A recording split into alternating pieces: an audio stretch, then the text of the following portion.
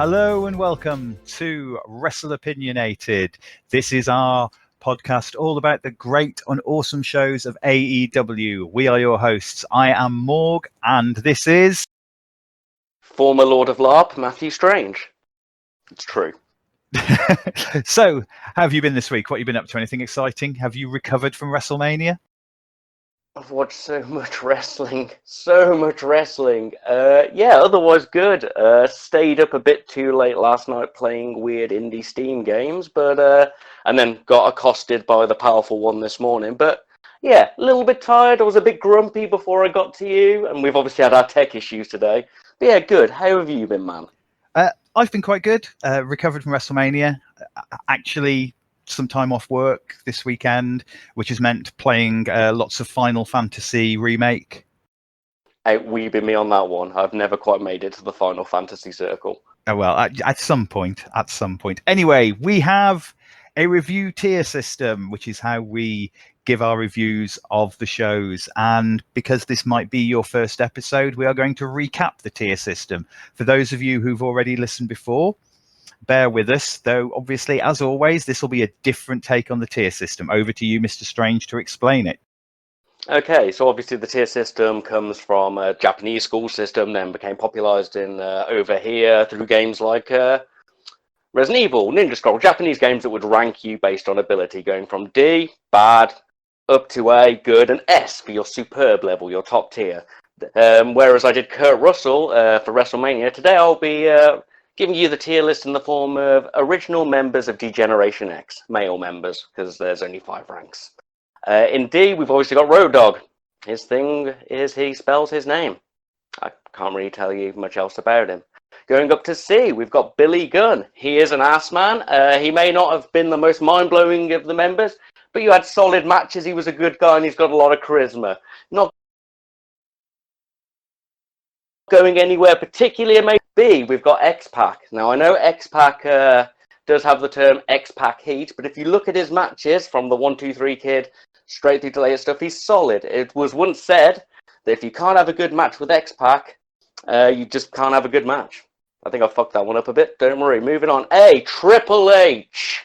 Obviously, his career did change a bit in the Conan years, but back in DX, good matches, solid rivalries, great personality. He's just not quite winning compared to the S-rank member, the truest, most powerful member of D-Generation X. Obviously, Shawn Michaels, plenty of people's favorites. I think he can be a bit of a dick, but entertaining as hell, great matches, brilliant guy. And if you don't think they're hilarious, watch Trips and Shane doing their impersonation of Vince McMahon and Shane McMahon. I called Sean Shane there, very similar names. Either way, that's our tier list from least to most powerful member of DX. Cool. Yeah, I totally agree with that. I like that. So this week we are over to the news, and our first bit of news is actually some WWE news, because WWE have released the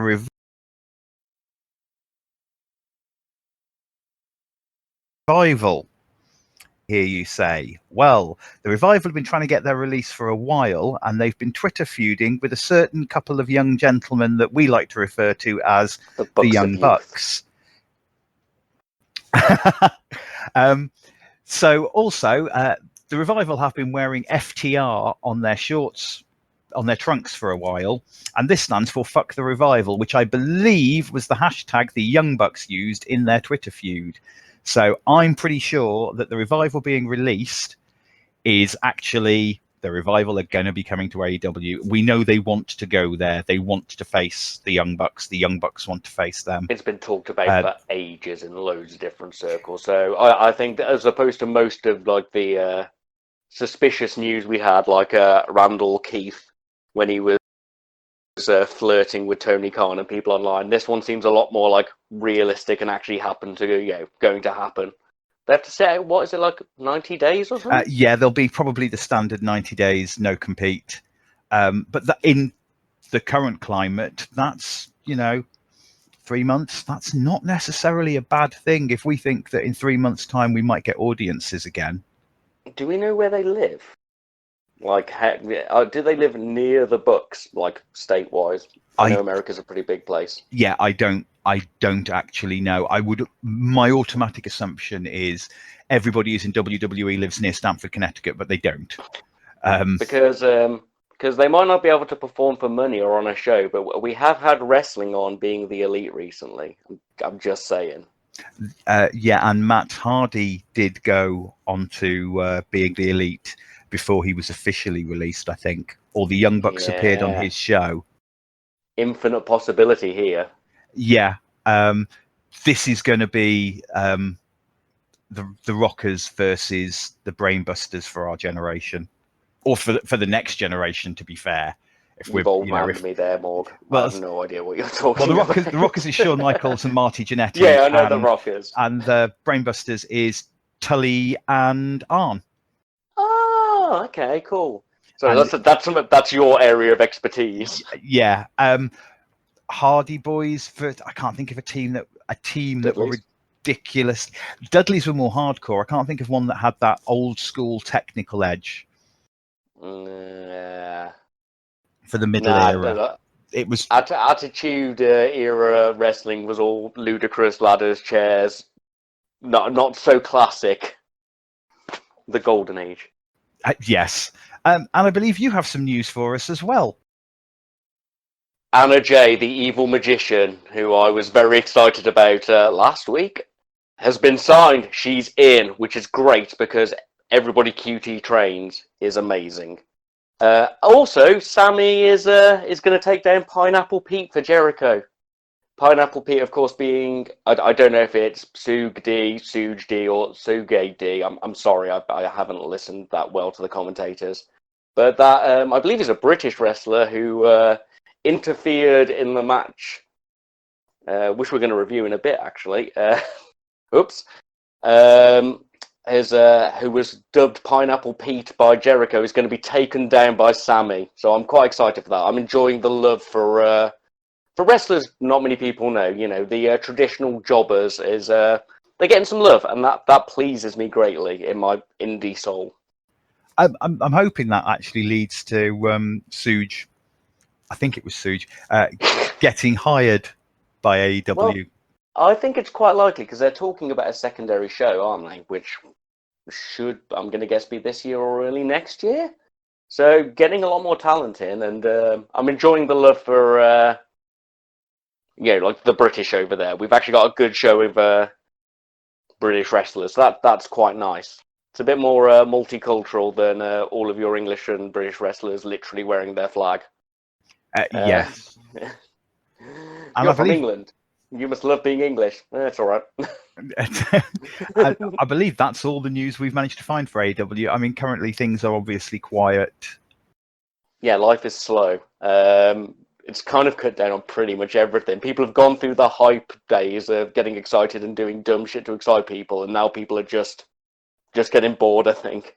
Good thing we're here to save the day. Yeah, we're here to keep you entertained. So, that's all the news. I better shout out somebody on Twitter. This is over to you. So, I'm going to go with a man I did not rate at the start of AEW, a man I was not a fan of, but a man I now love in that masculine admiration way, especially as he's like younger than me, which makes it a bit weirder. Hangman Adam Page. Hangman Adam Page's Twitter feed is full of meta jokes with other wrestlers, little ripping comments between them, the occasional little anti-capitalist / anti-establishment comment, which pleases me greatly, art, a hint of nihilism, everything I love.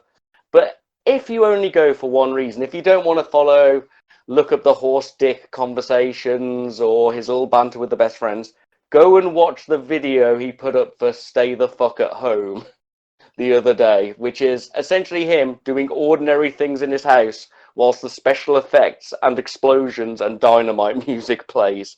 The man is wonderful.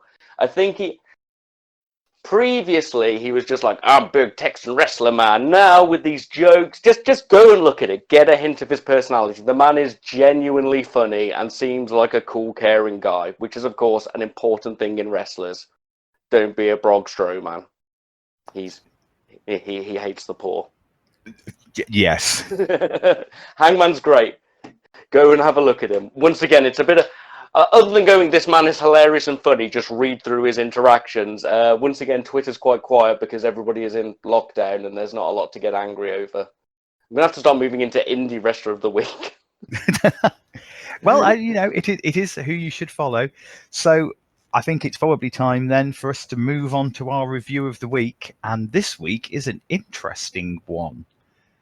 And we start, as always, with Being the Elite. Well, I had to message everybody going, Being the Elite has matches. Has matches. Yeah, this was... I had to hurriedly scribble down my usual format. So, Being the Elite opens with a small promo with Avalon and Cutler, and then has a match with Cutler and Avalon versus SCU. SCU wins with double pins. What did you think of the match, and what score did you give it? All right. Okay, I'm going to start with Homer. Like, as soon as he came on, obviously, in that added thing, I was like, yeah! Nobody shouts Cabradora. You used to hate Excalibur as well. I know, it's amazing how people grow on me. I mean, he's no Matt Stryker from LU, who I loved with his nerd references, but I don't know, he's Excalibur, you can tell he fucking loves the wrestling. He gets so exciting, and that just adds something to me. But moving on back to the actual match. How good is Peter Avalon when they actually let him go? Like, people give him shit because obviously he's squashed and jobbed out, and the librarian gimmick took a little bit of time to become that meta hatred that we've got. But he's really good. In fact, the whole match was slick. Brandon's great. I obviously love Cool Dad, Frankie Kazarian, and Ultimate Dad CD. It was better than a WrestleMania title match. I had a really good time. Like, I can't award it an A because there's no story. It wasn't particularly long, but it was cool as shit. I think it did have a story. Which is obviously leading up to Cutler versus Avalon. Let's just speak to the elephant in the room, where one of them's getting their win. Yeah, no, it's I had a story, but we're not tied into the big storylines. I gave it a B. Like, it was shy of an A, just because obviously it was a short thrown together thing on BTE. But what they did was really fucking cool. I had a great time. I've rated it higher than any of the dark matches.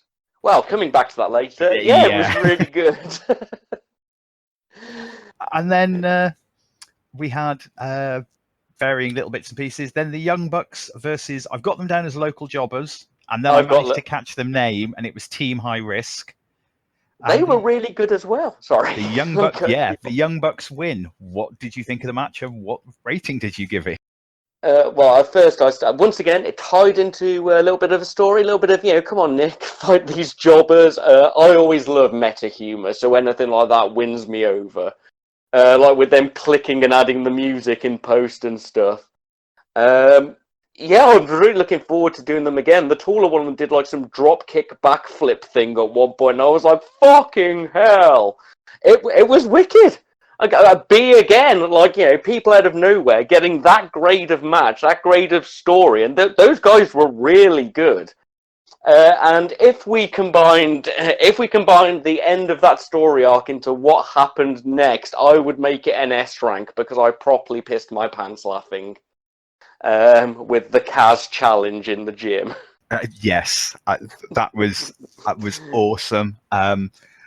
I really hope they squash SCU. I really hope they turn that on its head and the squash match is the other way. That will completely just make my day. Or if there's at least some confusion over who's being squashed mid-match. I think you can definitely look at SCU to turn the comedy up on that. They have been comedy gold. Christopher Daniels, isn't it? Theatre degree comedian Christopher Daniels. He was never that good a talker in the old days of Impact. I'm sure he wasn't the great talker that he is now. It seemed to be when he Curry, man. Yes, no, he had charisma, but he wasn't. It wasn't until he got together with Frankie Kazarian for me. I loved Christopher Daniels as a wrestler. He was one of my favorites. TNA's S rank match. Yeah. Christopher Daniels, Samoa Joe, AJ Styles for the X Division Championship. That is a fantastic match. And Christopher Daniels was my favourite in that match. But when he got together with Kazarian, all of a sudden this charisma just exploded. I think letting him be that kind of slightly comedic heel really helped. Yeah, exactly. Like as much as I love Christopher Daniels, and he is an absolutely fabulous wrestler, I don't think his character works best as I'm a wrestler. It works best as I'm Christopher Daniels, who also wrestles, if that makes sense. That's not to put his wrestling down, but his character work is so much better when he gets to jazz it up a bit with that little ultimate dad cheeky smile and comedy little lines. Like the Dark Order calling them fucking losers promo thing was art. I think he is just genuinely funny, and that's the thing. The best wrestling characters are people with their own volume turned up. Yeah, exactly. And Christopher Daniels is genuinely funny, and he is that dad funny as well. But he's not a dad jokes. He is that kind of. It's not like when we talked about DX earlier, when Triple H and Shawn came back, and it was your dad trying to be funny. Christopher Daniels is that dad who actually is funny. Yeah, exactly. I'm gonna have to start writing a list of all of my descriptions. I think this week I'm gonna knock up my and I'm gonna do the graphic my coat tier list. Well, my Macho Man Coat Award, and I might do a list of all the nicknames. And apparently, I cannot escape shameful love Sean Spears. No. He's so good though. And the other part about being the Elite was the tease at the end of Nick saying to Matt, "There's only one way to get him back in the ring," and taking it back to the old days. I think we're teasing. They will never be a Young Bucks breakup. They have said they will never break up. But I think they are teasing Nick versus Matt as a match. Ooh. I think that's what that teased. That's my prediction for that. I think they're teasing Nick versus Matt, and that should be good. Yeah, they should be wicked. Brothers always fight the best. It's like any Penta versus Phoenix match where they really go to each other. Everything looks a bit better because they've always trained together. You know what I mean? They know. It's also that trust thing. Charlotte and Becky Lynch had amazing matches because they're such good friends. You can hit a bit harder. Yeah, you can take those limits. Kenny versus Ibushi, but we'll come back to Ibushi later, I'm sure. Yeah. So although we don't give it a rank overall, we have ranked the matches for funsies. This is to give it our usual ruling. This is a Being the Elite you need to watch, not because it's very important to anything else. The Brandon Cutler and Peter Avalon story is showing up in Being the Elite and is showing up in a little in Dynamite, and Dark, but it's mainly a Being the Elite story. So it's not a should be on the main show, but this is a Being the Elite you should watch. And those matches, Team High Risk, I've got a feeling they're someone to keep an eye on. Delicious. I think we'll see more of them. I think they're using this time and they're getting some loyalty from the indie wrestlers who've been around the actual show in the crowd and such like, and all the ones on Dark. I think they're building up and showing us some of the talent we might get in the new TV series they're working on. It's exciting stuff. Yeah. So from there, we move on to Dark, which we're going to give an overall score to. What did you think of Dark? I've just got, it was very short. It was all right. It was short. I'll go through my comments. They only made one A4 piece of paper this time, which is quite low for me.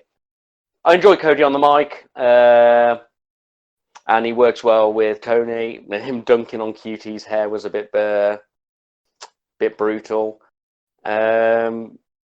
This match made me remember how much I missed moves in WrestleMania, apparently. Because QT Marshall is great, it's just his gimmick is really shit. And I'm sorry if people like a classic wrestler, but man who wears pants and eats apples and looks like Josh from LARP isn't a gimmick for me.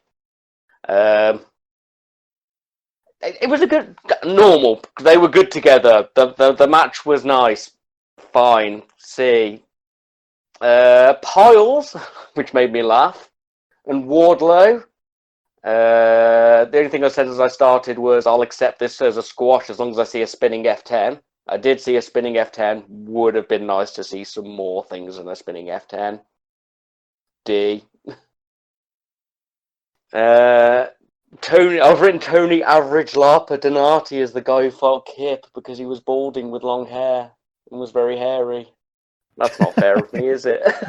Shouldn't have done that. That's harsh. And Tony Schiavone not being able to deal with Jimmy Havoc on the mic made me laugh because Jimmy's got that very dry British sort of quiet way of speaking and sense of humour. I thought Jimmy was hilarious, but I might be because I'm British. Yeah, exactly. I had a great time, and like when he was basically, complimenting Kip in a sexual way, and Tony just didn't know how to deal with it. I'm like, that's just a British lads thing. Aren't you beautiful? That kind of thing. Yeah. I gave the match a D. It wasn't particularly exciting.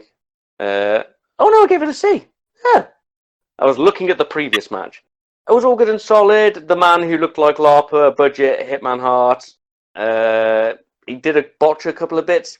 Dark was fine, short. Nothing has stood out to me as opposed to being the Elite, where I got really excited and hyped. And I like Kip.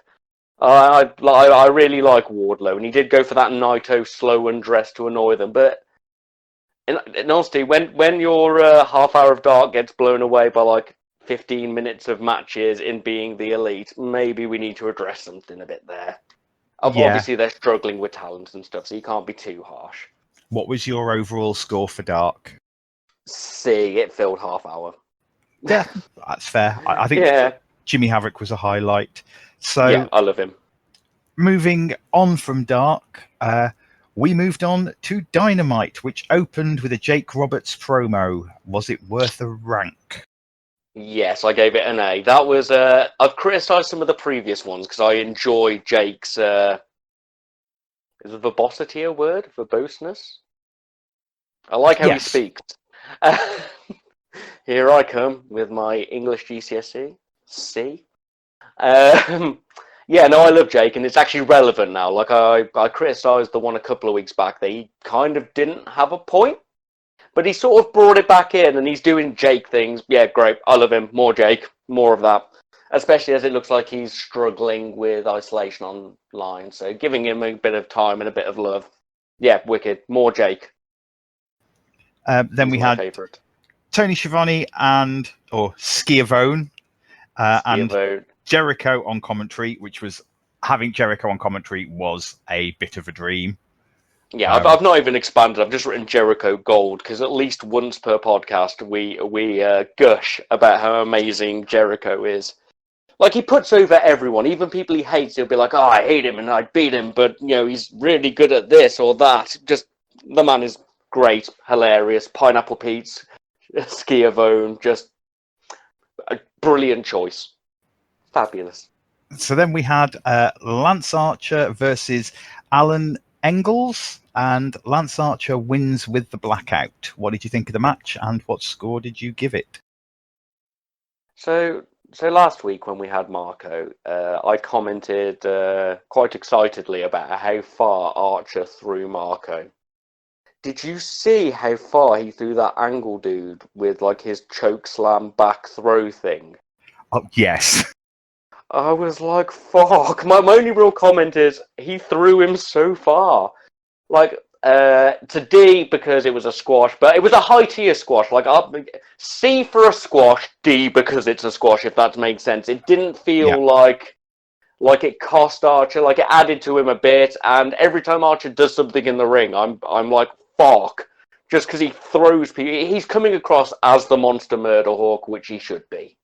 And yeah, I'm really excited. Still a D because that time could have been dressed up a bit more. But yeah, good squash. A high tier squash. Better than the WrestleMania match. Yes. Type of match. My new go-to scale. Yeah, that's fair. So then we had Britt Baker versus Hikaru Shida. Britt has a very nasty nosebleed. Shida wins with a running knee, and Britt Baker's best match in AEW, in my opinion. Wasn't it good? Wasn't it good? I love the fact she busted out a Faymaster to taunt Billy Gunn. Britt was solid. Good character work in the room. But when she took it, I'm guessing that nosebleed was unintentional. But she's fucking ridden that to fame. That is good work. Just fucking smiling and going through all that blood. New T-shirt. Yeah, it was awesome. There was a fucking amazing turnbuckle slam at one point. In my head, I want to give it an A, but this is like where we got to with the Anna Jay match last week, where I was like, is this a B or is this what a C should be? Because obviously you're used to seeing better women's wrestling than I am in an American context. I think this was a B, B or heading to it. Yeah, this was a really good match. I really enjoyed it. Hikaru Shida has probably become my favorite AEW women's wrestler, which is unsurprisingly because I usually like the slightly taller Japanese women's wrestlers. Like I've said before, from WWE, my three favorites, always discounting Toni Storm because she's my favorite for a different reason, are Io Shirai, Asuka, and Joshi's man. Yeah, and I'm having a mental blank now. Kairi. Kairi, thank you. Yeah, had a mental blank there for a moment. I was like, one of my favorite wrestlers. And I was like, hold on, you know all of the Japanese wrestlers, help him. Yeah, you know this answer, Matthew. and Kairi Sane being my three sort of like that I particularly follow. I own very few wrestling T-shirts, and two of them I own are Asuka and Io Shirai. I think your partner could tell you how much I like Japanese Joshis from exactly how many gifts she received from me last night when I was researching. Yes, I was looking at them this morning. Just a tide. What about this one? I don't know. There's I think it's possibly because women's wrestling over here has not been taken seriously for very long. Let's be honest. It's rising. It's brilliant. We're getting some awesome stuff in WWE and some brilliant stuff in the Indies. But it's only recently started coming to this serious highlight. Whereas in Japan, Joshi wrestling is fucking serious. They hurt each other, and it's not quite as big as male-only NJPW, but Stardom is one of their biggest things. Sendai Girls is a place where lots of wrestlers go to train. A bit like how American wrestlers go for a tour of Japan. Sendai Girls is a bit like that for American and British wrestlers, and then they'll often move into Stardom after that. Sorry, I'll just gush about Stardom at you in the middle of this review. Yeah, so with my opinion added, what score are you giving it? Is it getting? I'm going to give it a B. This is a B. I'm using your advice to settle on the women's leagues because you're more used to watching better women's wrestling. The only real matches I enjoyed at WrestleMania that I bigged up were the women's matches and the jumpy dudes. But that's irrelevant at the moment. Yeah, we'll give it a B. That is what a B should be. Yeah, I thoroughly enjoyed it. I was entertained. So then we moved on. We had a Kenny Omega and Nakazawa promo. Does the promo get a rating? Yeah. Well, knowing my phenomenal love for the Best Friends, yes, I gave it an A. That stipulation at the end, there was no build or reason for this match. You know what I mean? These were guys who have all worked together. I think Nakazawa's worked a bit less with some of the others. And they did a great little comedy intro to give us a reason to have a bit of comedy, a bit of love for the match. Brilliant. That's all you need. A little bit of entertainment in these trying times. So this is like promo segment now. Then we had a Hager Mox promo. Hager, I thought, came across a lot better in this promo than last week when I said he shouldn't be allowed to talk. He did do a lot better. He started the first half. He remembered to look at the camera. The second half, he was still reading off the screen. I noticed.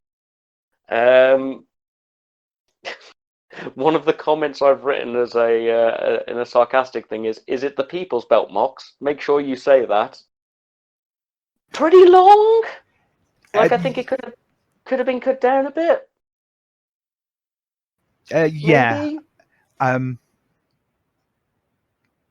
It was quite a long video promo. I mean, obviously they're setting up to a World Championship match. They're trying to make it important, and they're trying to make Hager look like, as Mox's first opponent, they're trying to make Hager look dangerous. So if you're a fan of the babyface Mox, then you're worried that he might lose it.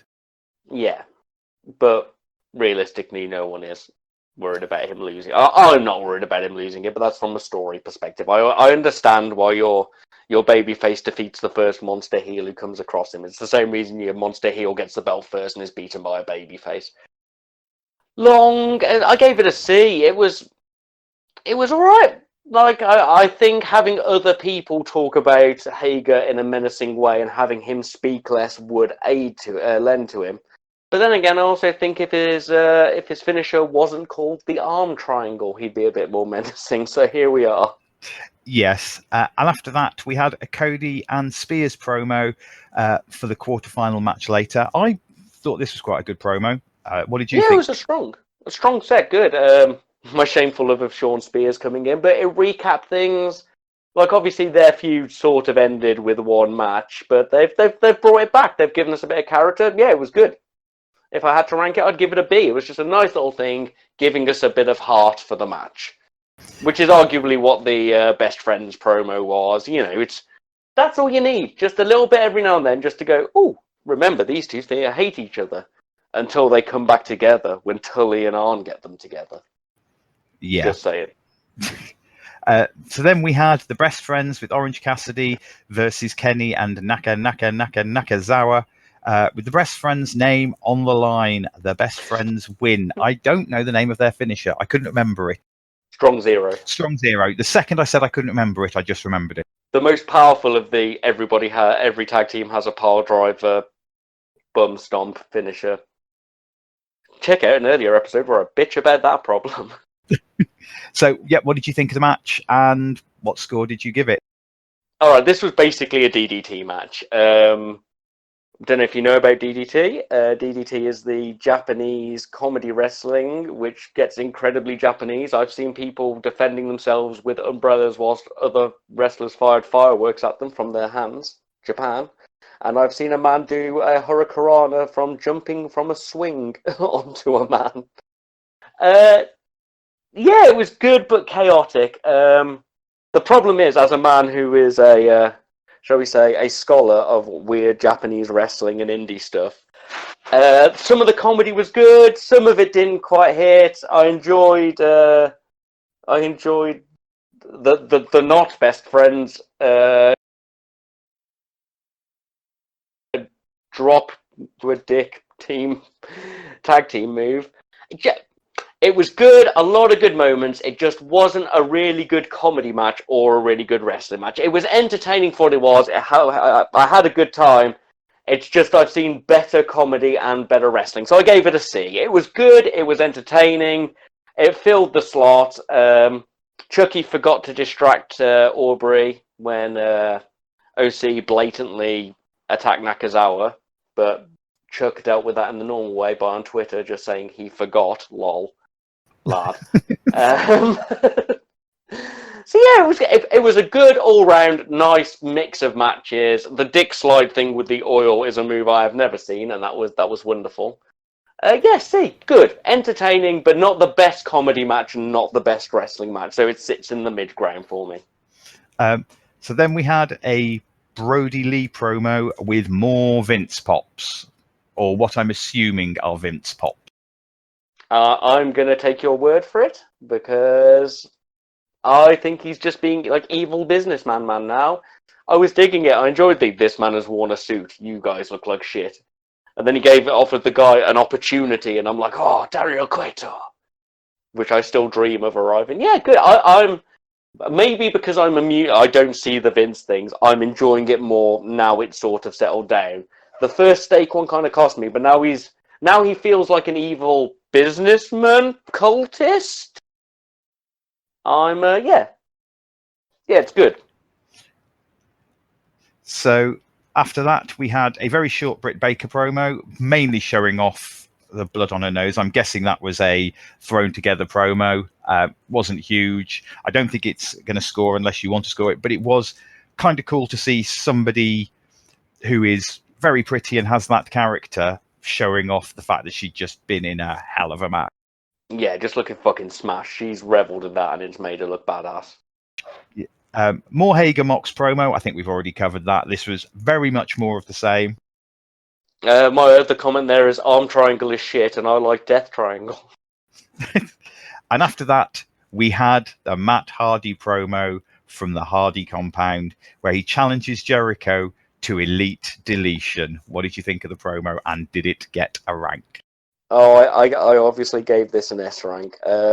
Meta jokes, observational humor. Why is he wearing leather pants in a pool? I don't think Sammy Guevara is Spanish. If I was to ask him, I don't even know how to say, do you speak Spanish? But I just remember, no hable español at the end. So he speaks Spanish to mock it. Jake and Steins. It's awful dad meta humor, observational humor, and it's going to lead to a Jericho Hardy match at the compound where, I mean, fuck knows what's going to happen. It will be a bad B movie. If you think of the Boneyard match as being a good episode of Buffy, what the deletion matches are, they are bad, but they're bad good B movies. They are. As a lover of Bruce Campbell, I am down for this, and in all honesty, with the Boneyard match, they've kind of opened the door for them to go stupid, especially with the Funhouse match. You know, previously where Tony Khan might have been like, now, let's not make it too stupid. Now I can just imagine he sat there going, go on, fucking do it. Go crazy. Yeah. I think with the guys and the humour that you've got and other people, the only thing I'm a little concerned about is the fact that they don't have the other guy who was behind all the total non-stop deletion stuff, because he's in WWE now and was the guy who worked behind the Boneyard. So this is very much now on a new bunch of people with mats, and currently it's all been very good, and I think having Jericho there is going to help. Yeah, the two of them can. I think they're safe. I think they're safe. Jericho's sarcasm can bring back Matt's ludicrousness to more of a reasonable comedy if necessary. I hope that makes sense. So then it was Brody Lee versus Lee Johnson, and Brody Lee wins with a discus lariat. I think I know the score, but what did you think of the match, and what score did you give it? D. He did. He at least did a couple more moves this time, but passable. Whereas I feel the Lance one had a bit more like drama and excitement in it, and he picked him up and threw him big distances. We just sort of had a little storm of moves and it was over. I wasn't particularly impressed. I want to see Brody do something of worth. Or his other little dude who he said offered an opportunity to, I expected to do something, but that didn't get paid off either. Yeah, meh. Yeah, I was a little sad that didn't get paid off. Yeah, you know, it's so weird. Like, I was like, oh, maybe he's going to be in the crowd and hit him with a chair or something, or he'll be the ref distraction or something, but no. A weird choice to have in the previous promo and then just have a squash match. Brody needs to do something. He needs to have a cool match where we can actually see him look badass. Yeah, he needs Christopher Daniels, let's be honest. Yeah. Well, X-Pac him. Have a good match. Yeah. I think also he needs Christopher Daniels because he needs that high-profile win now that isn't just a squash. Yeah, completely. Just needs a little something. But then again, there's probably people getting used to actually wrestling with him again, so that always takes time for a good match. Yeah. Just makes me sad. And then to round off Dynamite, we had Shawn Spears versus Cody with Brandy. First match in the TNT Championship Tournament. Cody, double crossroads, and I picked up my pen to write down that Cody wins with the double crossroads, at which point he didn't, and he won with the figure four, which was different. What did you think of the match, Cody, and what score did you give it? Cody needs a new finisher, and I hope that's what they're building up to in the story. I hope that's going to be a point, because he's dubbed Crossroads a few people now. We've had Wardlow bump out of one Crossroads, if I recall, or did he bump out two? I think it was one, but yeah. Yeah, so Cody needs a new finisher, and if they tie that into a story, maybe with this aunterly evilness, who knows? During the match, Jericho called Brandy Melissa, and that made me laugh quite a lot. my shameful love of Sean Spears and his love of weapons. Apparently, I'm down for Sean Spears' things being I get a variety of different implements, and the two of them are good at wrestling together. Ending was unusual. Maybe would have made a bit more sense if Cody had done a bit of limb work, worked on his legs and then figure forward him up. But otherwise, it was a solid match. I gave it a B. The end was a bit weird and confusing, but we can see where that goes. As long as it does go somewhere. So that was Dynamite. Overall for Dynamite, I think we're looking at a B. Yeah, we've got a solid B. Most of the matches were good. The squash matches mostly overlooked, and one of the squash matches was actually all right for a squash. Yeah, it was a B. It was a good Dynamite. Yeah, and also a little bit of a bonus this week because I think you should go and watch it. There was a Cody bonus YouTube promo. And I'd just like to hear your drop this on you a little. Like to hear your thoughts on it. I should have been prepped for this. Didn't I send you the link? You did. And I've not made any notes. It was him smoking the cigars and talking about how he needs it. It was also building everyone else up and why they don't need it as much. I mean, Cody is amazing at promos. And I like these promos where it's him smoking cigars and looking rich and talking about people. Because if you listen to the lyrics of Cody's intro, Cody is a heel. Cody is not a face. Cody is very much about doing what people keep saying he's doing. Like Jericho and people saying he's just about himself and MJF. That is what, if you look at Cody's character from a theatrical standpoint, he is a selfish rich man. He is the opposite of his father's Hard Times promo. He is more like Ric Flair than his dad now. And I enjoy seeing that in his character telling. Obviously, the man can talk. He's wonderful. It was a really cool video package, and people should watch it. You're right to have brought this up. I just wish I'd made some notes. I like the fact that, yes, he can play the spoilt rich guy, but still cuts a great baby. I honestly think currently he cuts my favourite. I'm not going to say he's the best because I've probably been in promos that I've missed, but he certainly cuts my favourite babyface promos at the minute. He's an underdog rich man, and that's a really unusual and it character. Works. And he's made it work. Part of his gimmick is the fact that I'm Cody, who you all like, and that's why I'm a face. I'm a face because you all like me, and because I'm from this family, and because Dustin, who is an awesome babyface, is my brother. He's going to go heel. He's been heel in every other promotion. And in fact, he had a great line in, it was Impact they were last in, wasn't it, before? Yes. Which was when he was talking about people only come here to see me. I'm putting food on your table and daddy eats first. And I was like, oh, that's amazing. And I think we're going to slide back into that as soon as he actually gets a title or he gets cut off properly. And he might get cut off at the end of this. I think we're going to get heel. I think we're going to start to see the cracks in Cody and he'll turn heel. That's my prediction. Yeah, something I was actually thinking about, that we haven't seen a babyface turn in AEW. We have only seen heel turns so far.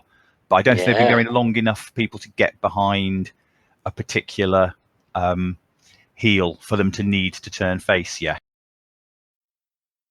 No, we're still quite solidly building characters and interactions, and that's working really well. We'll get some turns soonish, I'm sure. What heel?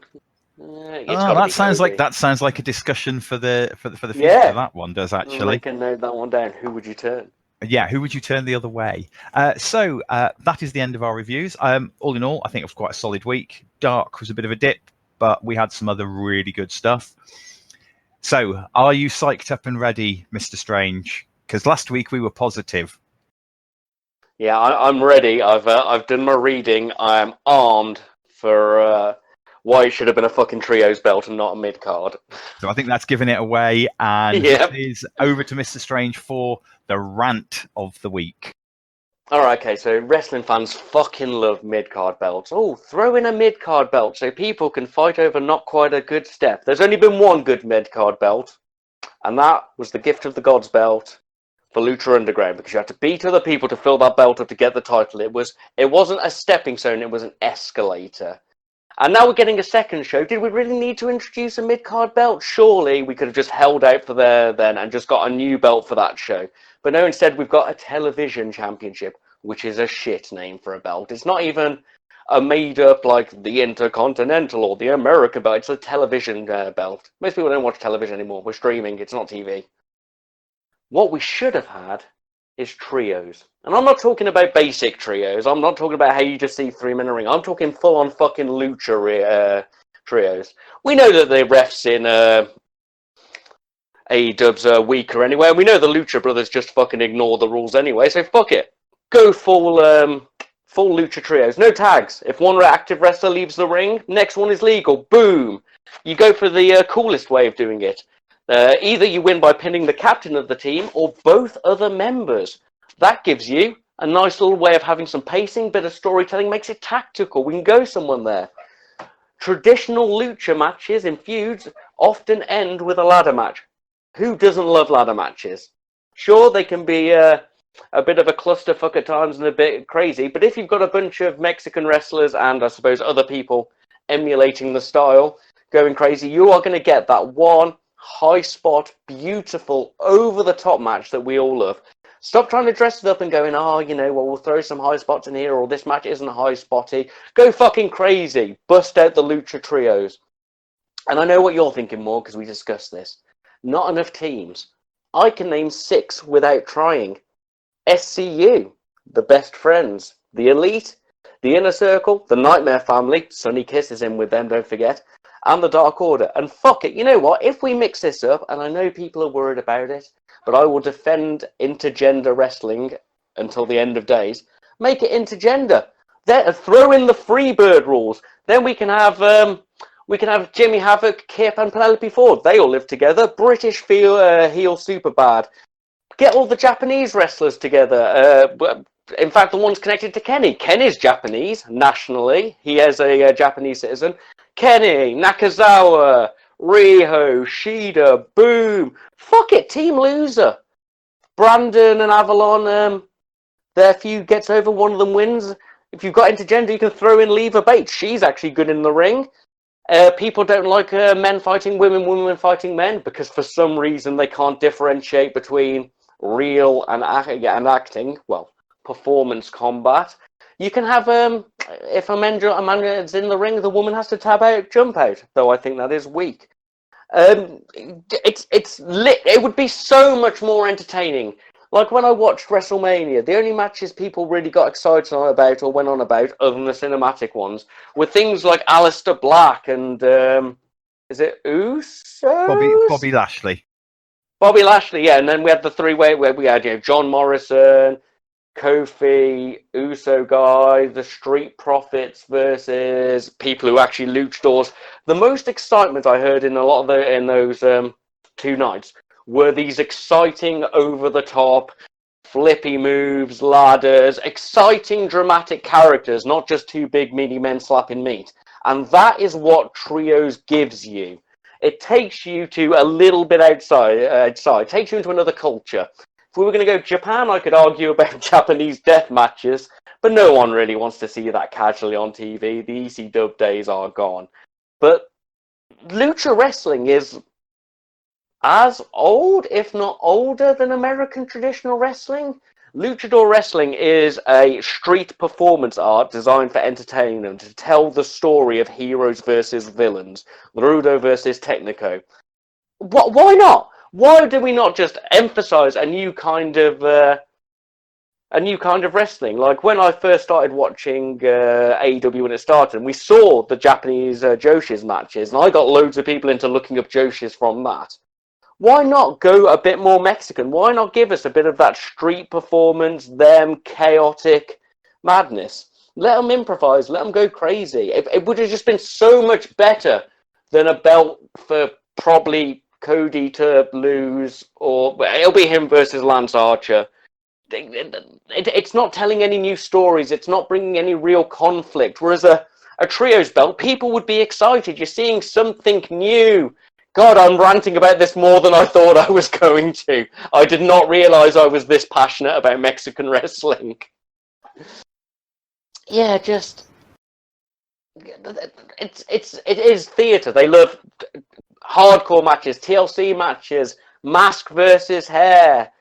Go full trios lucha. I'm just going to go into tautology and repeating myself there now. So that is my rant of the week. I hope you are convinced.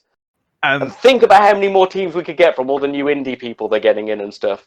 Yeah, I'm totally with you. I think that the TNT Championship is just the same guys that are competing for the World Championship, competing for a different belt. Especially when you've got the win-loss records and the rankings. You're going to suddenly have a rankings for the TNT, and that suddenly makes a whole bunch of your singles wrestlers, your male singles wrestlers, actually lower than the other ones. Yeah, whereas if you had a trios, it doesn't necessarily become secondary to the tag team.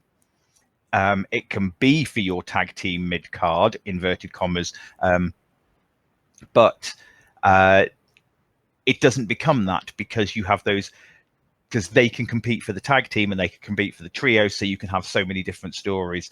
But the trios is a whole different division. Yeah, you basically so NJPW is all about factions. There's 4 big factions: Chaos, Goodies and Faces,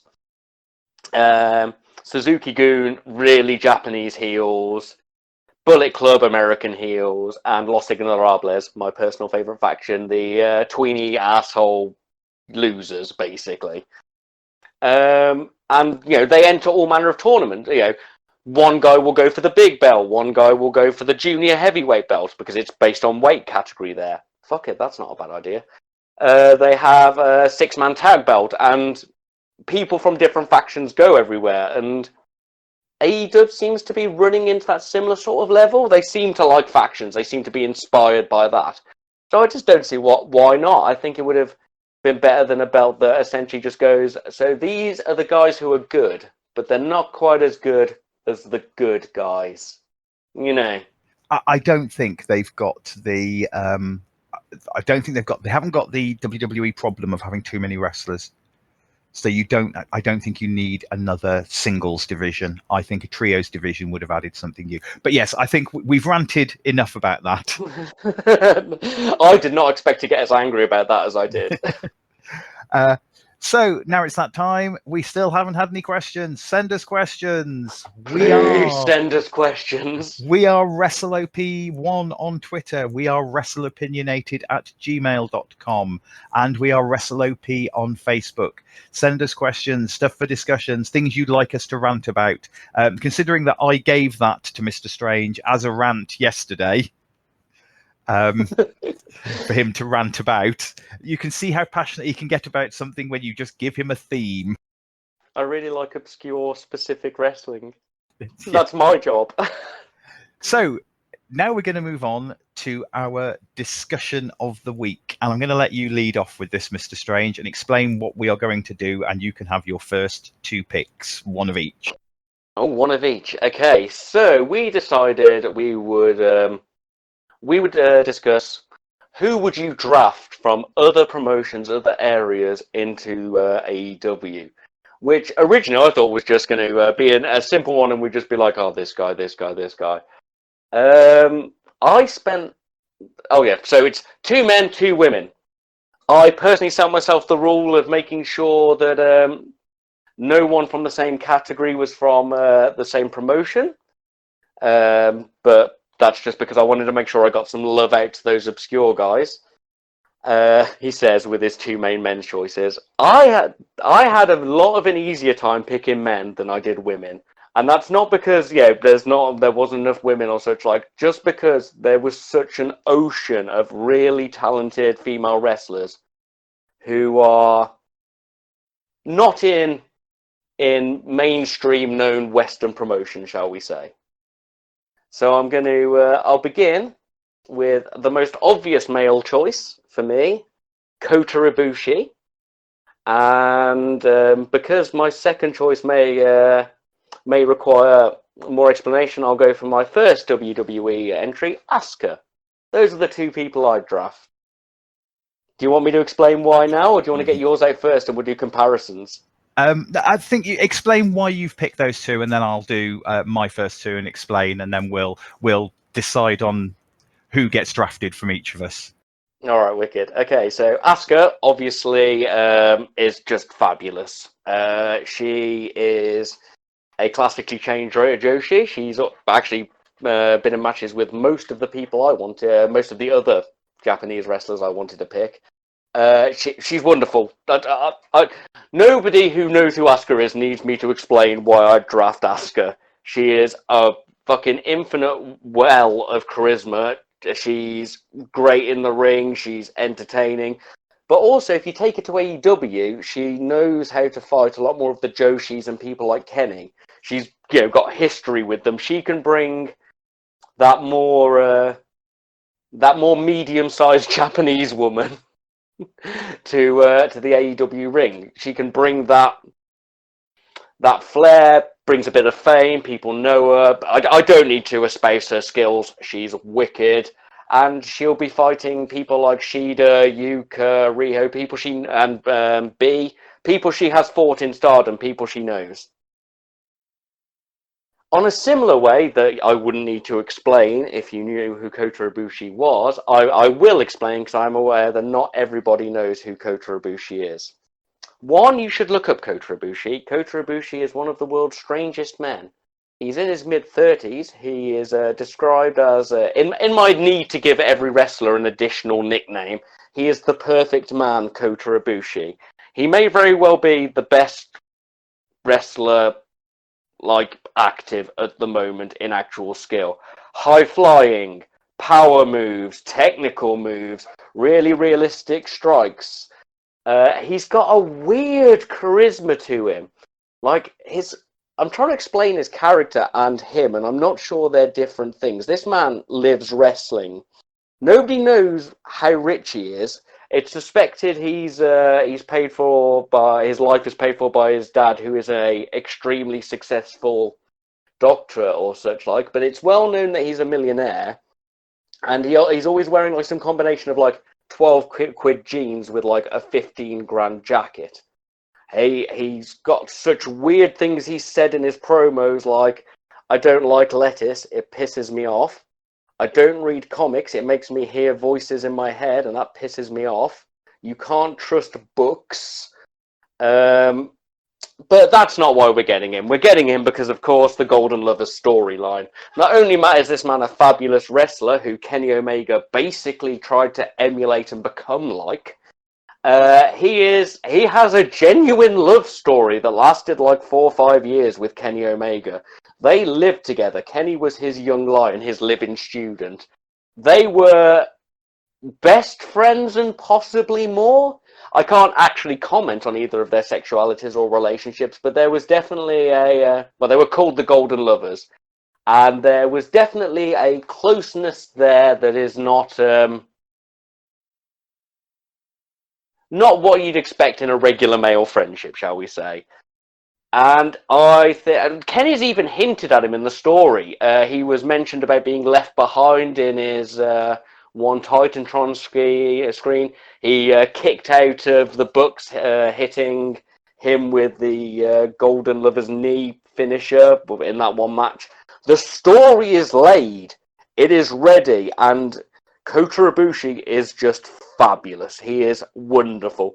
From goofy guy who's incredible with strikes and moves to he's got this thing in the ring where if you smack him in the head or punch him in the face too much, he snaps and becomes what is known online as Terminator Ibushi, where I'm going to say he no-sells blows, but he no-sells them in a realistic sort of way. It doesn't look like they're not hurting him. He'll still bounce and take bumps, but he just gets back up with madness in his eyes. I love Kota Ibushi, and he should be drafted as soon as his now probably 2 years with NJPW are left. Because Kenny even said when he came that if he'd invited Ibushi, he would have come instantly, but he couldn't do it because Kota needed to win the IWGP heavyweight belt first, because that's Kota's life dream. Kota's got that belt. Has he? Yes, Kota has had that belt. It could be time. It could be time! So those are my first 2 picks. Okay, those are strong. They're going to be hard to follow. So for my first 2, I've gone with the slightly lesser known. So I will do my women's wrestler first, though I am going to give a special shout out. I'm not drafting this person, but I'm giving a special shout out to Rhea Ripley, who I was tempted to draft due to the fact that Vince should not be allowed nice things. Come, Rhea, you're safe now. Vince, you are not allowed. This is why you can't have nice things. So for my first pick, my women's pick is my lesser known wrestler. She was in Lucha Underground. She was Mariposa. She is a fantastic females wrestler. She has an interesting gimmick. If she comes bringing the mask, etc., that's something completely different. She's a great female wrestler with a character, an ability to character and cut a promo, something that AEW's women's roster desperately needs, as we have ranted about previously in the only rant we've done, which both of us ranted. If you've listened to our WrestleMania review, you know how passionate I am about women's wrestling and how much I enjoy it. She cuts a great promo in English. She also has that ability to appeal to a Mexican crowd, because I believe that she speaks Spanish and is certainly, I believe she's a Mexican wrestler. She just something special. She can have great intergender matches, which she's had, and is something I would like to see. And she's big enough and powerful enough to start breaking those barriers down towards having intergender matches and stepping away from that WWE family friendly thing of, because it comes from, we can't have men hit women. You can when the woman hits them back just as hard. And as long as you're never playing on any kind of abuse storyline and it is just a match of two warriors like it was in Lucha Underground, I don't see that as being a problem. So she's not hugely known, so she would be a good new rising star. She doesn't come with the fame from being in WWE, which is an advantage and a disadvantage.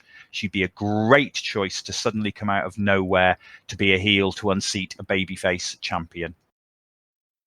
Yeah, no, she was wicked, and that is a strong choice. I always approve of bringing a bit of the weird lucha in. Yeah, my first choice for male wrestler is Aleister Black. Somebody who had so much promise in NXT. He was the champion. He was the champion for a cup of coffee, but they drafted him quickly. He is strong friends with Ricochet. They fought together and across from each other many, many times. The guy can do everything. He is a big guy who can fly, who's not like the Mac, who was another person I considered bringing from Lucha Underground. I thought about the Mac. Yeah. Or any of the other big guys that they had that could move like that, could fly, do big moves. He is a muscle guy. He looks like a destroyer. He looks like a Terminator. He has not been used well on the main roster. And I think he's floundering in a world of bigger guys, other big guys. His kicks and strikes are phenomenal. They are wonderful. Yeah, he looks like he takes people's heads off with his finisher. He has a kick finisher that looks like it legitimately hurts, which means he fits in very well with that Japanese style that you have coming across in AEW with people like Kenny who can work stiff.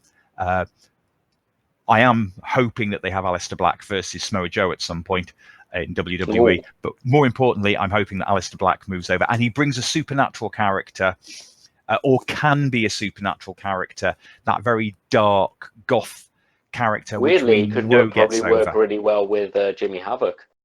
Yes, I think he could have great matches with Jimmy Havoc, and I think he would be the person to unseat Lance Archer. Oh. So those are my picks and why I think. So they're strong. We've now got to argue these down. There we go. We've got our second selection in each. Or are we breaking these ones down first? I think we break these down, and then I think overall we draft 2 and 2. Okay, cool. Well, I'm not giving up Ibushi. But this is the thing. I was going in, and you said Ibushi, and I thought, yeah. I'm gonna have to set up links. The man had a really good match with a sex doll on his own. The storyline, the Golden Lovers storyline, Ibushi was certainly on my radar because of that. Yeah, and the fact that it's still being told, like, you know, Kenny is still acting and has still made references and looked sad about things. Like, they blatantly don't want to give that up yet. Yeah. I will concede. Do you want to get the others in? I think we're doing knockouts. Yeah, I think we may have to bring the others in and then decide on our 2 and 2 from the others. So over to you for your two second picks. Okay, I'm going to start with the men's this time. It's because this is the easier choice, and the women's has the more gush. It's of course our favourite hero, Trevor Ricochet. Ricochet has suffered in the WWE. It's not the place for him. He gets built up, knocked down. He's not a great promo guy. Like, I loved Prince Puma, but Ricochet is not the best man on the mic. He's fabulous at the high-flying flippy shit, and he is probably one of the very few people who can rival Phoenix. But he's just not at home in WWE, is he? But do you know where he would be at home? With the man he trained with. Dare I say it, his best friend, Chuck Taylor. You bring Ricochet into the AEW. He has got people he's worked with in Lucha Underground, people he's worked with on the Indies, people he's worked with in Chikara, people he's worked with in NJPW. He's got a more comfortable friend circle, which means you can give him all the flips, all the bullshit, and he can still sort of be that quiet, sort of dorky guy. Kenny's a bit of a quiet, sort of dorky guy, but Kenny's got a bit more love and push with it. But you give Ricochet his own little team with the best friends. You throw him in. It'll definitely help when they're doing the trios and tag league team combination. When you're factioning this stuff, you know, I think it would help lend a bit of the NJPW Chaos faction to them. It helps push a factional feel. And in all honesty, he needs to be used in a place where he can be used and respected. And that's not somewhere where any big matches is strongman squashes you with 3 finishers. Give him to a team of people who'll take care of him. Let him get his confidence on the mic and built up with a team. And in a world of meta jokes where people fucking love you spinning about. And we'd probably get to love him in things like BTE and Sammy's vlog and shit, because you'd actually see him as him, not him as jumpy man who says he's a superhero and then gets annihilated because he wouldn't go to Saudi Arabia because he's got morals. Best not wax political on the podcast, Matthew. So yeah, Ricochet, Trev. That's my second male entry. Now was the one which I punished people for on the last night. Who was I going to pick for my secondary female? Began with Kagetsu, my personal favourite female wrestler. I don't get celebrity crushes, and I can't say what I have for Kagetsu is really a crush. I'm not like attracted to her in like, you know, a romantic sexual way. I am attracted to Kagetsu just because she's fucking badass. In the same way, I'm a little bit attracted to Kurt Russell. You know what I mean? She's got character, charisma, power moves, technical moves, and she brought the electric barbed wire baseball bat to a death match. But she's retired. Same with Hana Kimura, another member of Odio Tai. And Hana would have what I would describe as more marketability to an American audience. She's a taller, more traditionally attractive, dark-haired lass who could do fucking everything in the ring. Also retired this year. Then I went down to some of the other ladies I know from other things. Taya Valkyrie, great choice. Loved Taya, loved her in Lucha Underground. Just didn't quite win me over enough. Jordan Grace. Once again, fucking wicked. She's a proper power moves, power lifter lass. But I didn't want her to step on Nyla's toes. Tessa Blanchard, Tully's daughter, really good. Winning the Impact title. fighting against men in a proper intergender place. Didn't really want to take her away from that.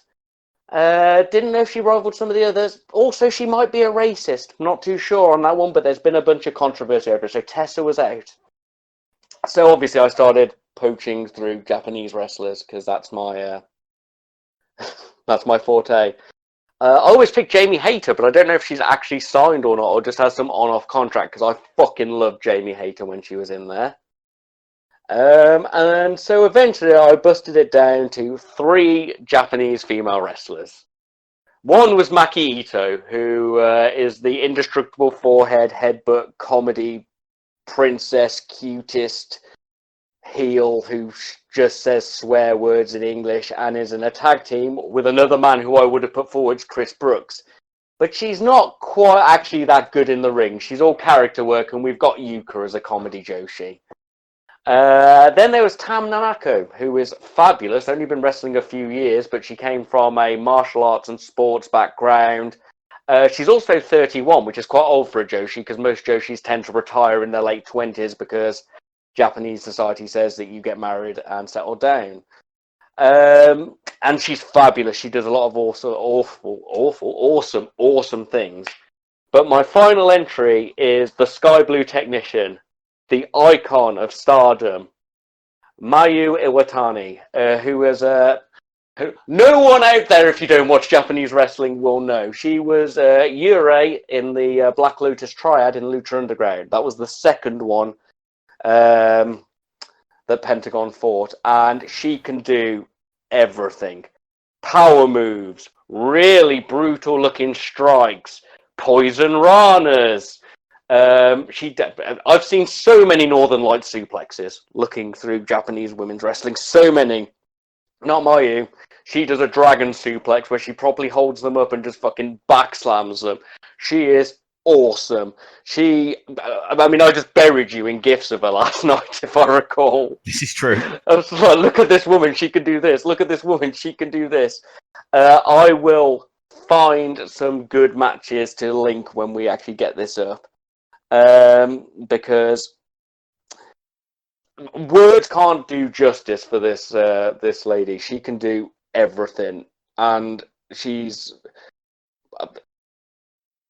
AEW is a brilliant place for Joshis, and although I have narrowed it down to 2 of them, and although Asuka is a better known Japanese wrestler because of her place in AEW, I think Mayu would gel a lot better with the Japanese crowd, the Japanese wrestlers over there. I think she's going to get better matches from your Yukas, your Rihos, and your Shidas. She's done intergender stuff. She's fought Kenny, if I recall. I sent a gif of that. If you really want to get that Joshi experience, which we had at the start when they first did the buy-in and stuff, when it was just tiny Japanese women. I mean, Mayu's not that tiny. She's not like Yuka size. She's more, regular wrestler size.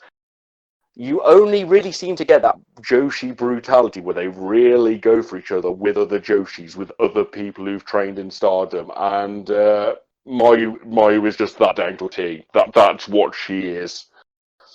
So those are my second 2 choices. I'm going to try to find some matches to show off a couple of these people to put in our comments.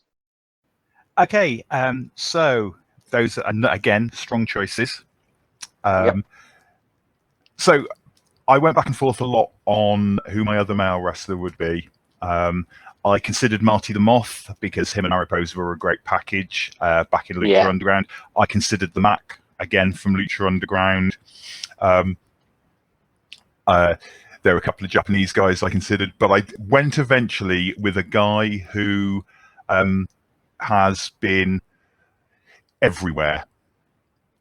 And everywhere except WWE, he has had the chance of being the top guy, and I think he can be the top guy, and he's currently stuck back playing the same old character he used to play back in WWE. So I did pick 2 from WWE for my males, and that's John Morrison, Johnny Mundo, Johnny Impact, Johnny Elite. I want to see Johnny Elite. The guy can talk, the guy can do brilliant comedy. Him and Matt Hardy in a just his ability to do cheese comedy alongside Matt Hardy. He's a guy that you can put the belt on. You can put the main belt on him and he can hold it. He's got the look. You can send him out to do promo work and you will have women. Since I always joked that when he grew the beard, he grew it because he was less offensive to men because he wasn't as pretty. He was ruggedly handsome. Therefore, you could put him out as a baby, and he was a baby face. He had a beard when he did it first WWE. Because when he was the pretty boy, you're not going to like that. The guys don't necessarily like that. When he's the ruggedly handsome guy, he became from the guy that would steal your girlfriend to the guy you wanted to be. And he is a great comedy promo. His promo work has improved so much. We're seeing that again in WWE. His work with The Miz. In Impact, he proved that he can be the badass. He can be a really silly comedy face. And you talked about wanting a trios, and you talked about, some of your guys, how Ricochet could go into a trios. Can you imagine him with the hybrid 2? Oh, mate, that would be wicked. Him and Jack Evans, that sarcastic lead. But you could also have him as a chicken shit heel champion. He is a legitimate to be a champion. He has the high-flying moves that goes with it. And WWE have not put him in the place he should be. He should be vying for that top title. He's done his time in the lower mid cards. He's done that time in the mid cards. He did that in WWE. He went off, specifically went and did comedy improv. He knew himself that his talking wasn't great, and he went and worked on that to make it better. So yeah, that's my pick for male. Oh, it's a strong choice. So my pick for female wrestler for my second pick. Again, I thought of Rhea Ripley, but I've let her off. Vince will not allow nice things. So my pick for a female wrestler is she's currently injured. So to say that WWE hasn't done anything with her is a bit unfair. Yeah. But she has suffered from not being part of the original 4 horsewomen of NXT who went up to the main roster in WWE. If you're one of the original 4 horsewomen, then you've got the belt and you've been the top woman. If you're not, if you've been one of those ones who was actually better, in my eyes, or I enjoyed more after they paved the way, and that is the person I consider to be the follow-on from Asuka, and that is Ember Moon. Ember Moon is fantastic. She's the war goddess. The She-Nom, which I always thought was a much better nickname. That's a fabulous name. It's a much better nickname for her. You've got that strange supernatural character. She would have great matches with everyone. She's got a character. She can talk. She doesn't get to suffer from the problem of English not being her first language, which that's some of the others. She is an African-American wrestler as well. Just gives a little bit of extra diversity into the matches. That's someone for Big Swole to have matches with and have a different dynamic. Also, she's a D&D player. Oh God! So her and Brandon. 5 points all nerves give. So her and Brandon, she has a badass look. I've just got a picture of her up, and I'm down with it. Yeah, she looks awesome. She looks fantastic. And if this goes the way I expect it to in a moment, and we draft Asuka, well, the person who beat Asuka for the NXT Championship, sorry, the person who didn't beat her, the person who nearly beat her and didn't get that chance to get the win because Asuka got injured was Ember Moon. So you're hoping for those two to go in as like a combo storytelling move. That is part of my pitch towards why, because I think I know where this is going from the first round. Well, I know where the men are going. I think I've decided where the men is between us. I'm sorry, Trev and Alistair. You're very good. So yeah, that's my pick for the women's. So yeah, now we've got to split these down. It's a Bushimundo, isn't it? It's certainly a Bushi. I'm not going to stand in the way of my pick of Mundo. And I think if you want Mundo or Alistair, Johnny Morrison is definitely my pick preference out of the two. Now, I love Trev.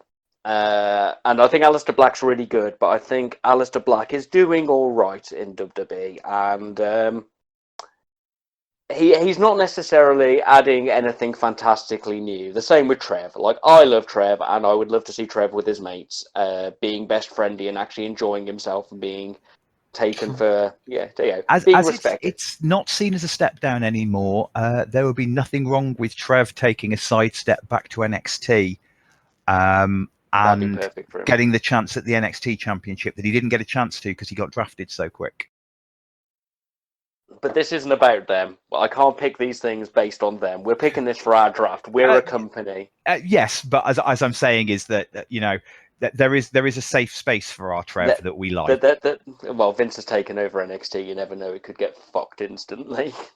I think it's still mainly Triple H's baby because Vince has got the XFL coming up at the moment, so he's gone off to play American football. I'm not backing down on Ibushi, and I think you're right on John Hennigan. I will back you on Ibushi. As soon as you said it, I knew I'd lost that one. I was ready. I was armed for Ibushi. I'm going to have to send you some bits. He's wonderful. First women's pick. Again, I think you're winning round one for me. You see, the thing is, I'm tempted to I love Asuka, and I think she's great. And I think Ember Moon is probably your strongest pick. Because she looks fucking cool, and I'm down with it. Different look, different theme, a lot of cool moves, you know what I mean? Well, Asuka was going to be one of my picks until I knew that you'd picked it in a discussion we had beforehand. Yeah, fair. So, I mean, she is awesome. I'm thinking you're going to clean sweep round one.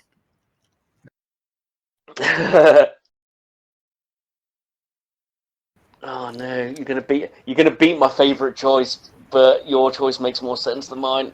Yeah, Ibushi and Asuka, it's got to be. Asuka is wonderful. People praise her. She's done Joshi work with loads of the other ones. The Japanese trained wrestlers over in AEW. She spent a long time working a Western style as well.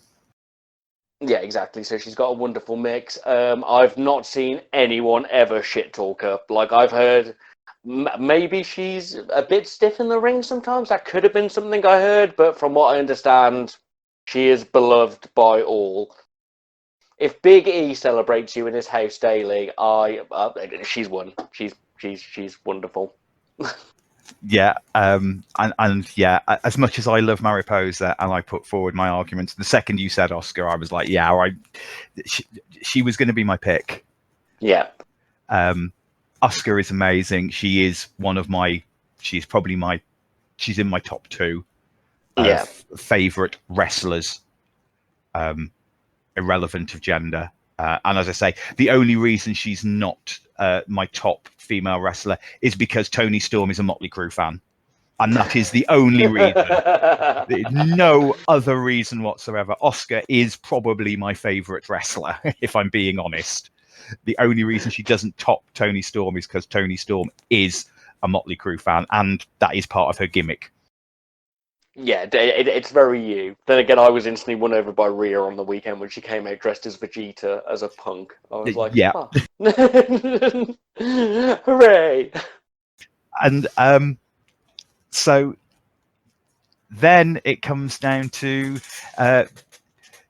John Morrison versus Ricochet. I think we've already argued this out, haven't we? Yeah, our men's league was too easy for us to do. There was instantly John Hennigan, Johnny Elite, Johnny whatever you want him to be. Yeah. And weirdly, it would actually deal with one of my other problems, because if they got John Hennigan, they'd probably actually get Tyron as well. So that's like a cheeky little bonus plus from him. She made an appearance. We forgot to mention it. She made an appearance on Being the Elite. And she's been on it before. They've both been on it, but they also made a slight joke because they mentioned Luchasaurus, who was, of course, trained by Johnny, I believe. Yeah. And her saying, oh, no, he's not here. You can't see him. Because obviously he can't appear on Being the Elite now. Yeah.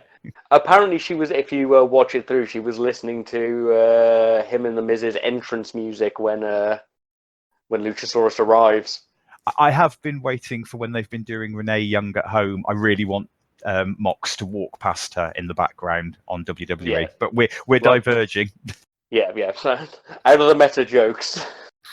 And as we've drafted Asuka, as much as the stuff I saw last night, I've not sent you a full match, not enough promo. Another Joshi is another Joshi. Yeah, no, you're right. Ember can cut. It's a Western audience, and Ember can cut a promo, and her and Asuka have a ready-made story. She can get that match. You can bring Asuka in first, and then Ember. You can bring Asuka in as a heel, as a hard-hitting heel, and then bring Ember in to topple her. I should have double blagged you and said I was doing Asuka and then not done it and just come in with all my weird choices. You said you were going to pick Asuka. Ha! Joke's on you.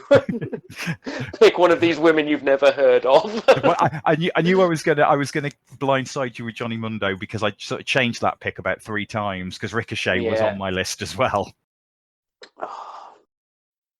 So there you have it. Right. So our draft picks to head from anywhere else to AEW would reform the Golden people. Would reform the Golden Lovers. Would be Kota Ibushi and Johnny Elite. Let's give him the name he will have. Johnny Elite, and for the women we would draft Asuka and Ember Moon. So I believe that is everything. I can't even call Asuka a national treasure for Japan or America. She is a global treasure. She's awesome. Have you seen her YouTube channel? Ruth is subscribed. She copied her workout the other day. I'm not sure it was actually a workout routine. It was just Asuka jumping about whilst Ruth copied her.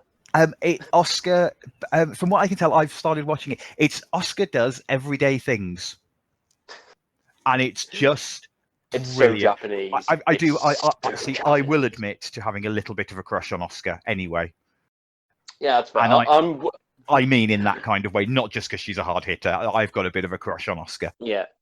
I'm weirdly immune to crushes, celebrity crushes. I have not had a celebrity crush since 1997 Gwen Stefani. My celebrity crush has been Faith from Buffy since Faith was in Buffy. Eliza Dushku has been my celebrity crush since she was Faith in Buffy, and that has not changed. Oh, bless. So for me to develop others, tune in for wrestling, learn about our crushes. Yeah, and the other one is Kairi Sane, because Kairi Sane is the cutest human being in the world, and I mean cutest in that way of fluffy bunny rabbits, etc. She is the most cute woman in the world. Yeah, I can see that with a comedy sort of piratey Japanese. I'm buried in Japanese women's wrestling over the last you lucky devil.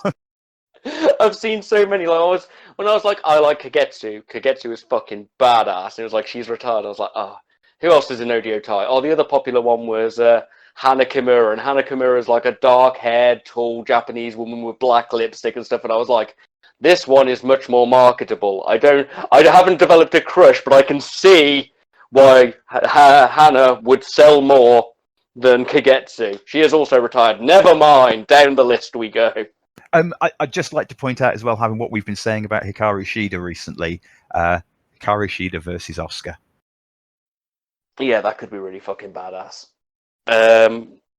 Just more Joshis. More Joshis who can speak English, or at least cut a cool, English equivalent promo. I mean, Shida is an exceptionally, I would say, disgustingly talented human being if you watch any of the things she does.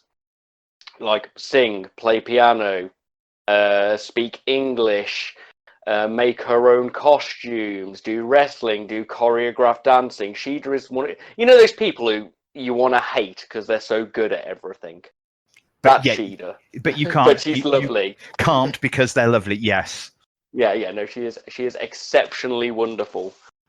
She also had rumours about her being in a relationship with Kenny, which means, if ever that was sort of true, we could have an Ibushi-Shida rivalry. And then Shida get annihilated by the Terminator. who can do piranhas. I saw something online, and I don't know how true it is, but it was something that suggests Kenny is bi. I don't know whether he's out as being bi, so I don't want to link into speculation. He doesn't really talk about it, and more power to him. Yeah. You know. There is a part of me that would think it would be fantastic if he did come out as, because that would just be great. I mean, I would love to see WWE / old school Jim Cornette sort of fans anger at a 3-way love story involving Kenny Omega, Ibushi, and Shida. That would be, and I don't really generally go for love stories in wrestling. I judged the idea of it with Mandy and Otis, even though that was arguably well executed, and I'd be down for that. I just to see the public outrage from Bible Belt Americans. But it would probably destroy their ratings. I'd quite like it because I think that would be a really good story to have. With with our opinions on those things. We have our set of opinions, and I think that would be a great. And I think it would suit AEW to have they are a very open, much more forward-thinking than the old school style of wrestling. It's super progressive, and thank you. That's the word I was looking for. It's super progressive without it being in my face, which is often a criticism which is used in to defend a prejudice point of I just don't want it in my face. But there is a correct way to do things, and AEW has pushed all manner of different things without making a fucking point of it, and I think they could own something like that. Yeah. So, with that being said, I think we are now at the end of our podcast. So remember, follow us, like, share, subscribe. We are Wrestle Opinionated, all one word, on Spotify and Anchor.fm. We are Wrestle Space Opinionated on YouTube. I want to thank Anchor.fm for hosting the podcast. Over to you, Mr. Strange. Please do get back to us. Please send us something. I know at least you listen, Wadey. I'm looking at you. And you, Tris. Send anything through to the previous addresses. Also, wrestleopinionated@gmail.com. And please follow my rantings at WrestleOP1 on Twitter. I don't do many, but I am the one who's writing all the comedy little bollocks posts. That's my responsibility, as Morg does all of the other work. Seriously, Morg is the tech man who deals with me not being the most reliable or decent human being. So please get back to us. I really enjoy doing this for you people, even though we are but small and growing. I enjoy chatting with my good friend Morg in times of plague over subjects that we are both obviously very passionate about. So get back to us. I hope you've enjoyed listening, and I'll pass you over to Morg. And all that leaves now is for me to say goodbye and good night.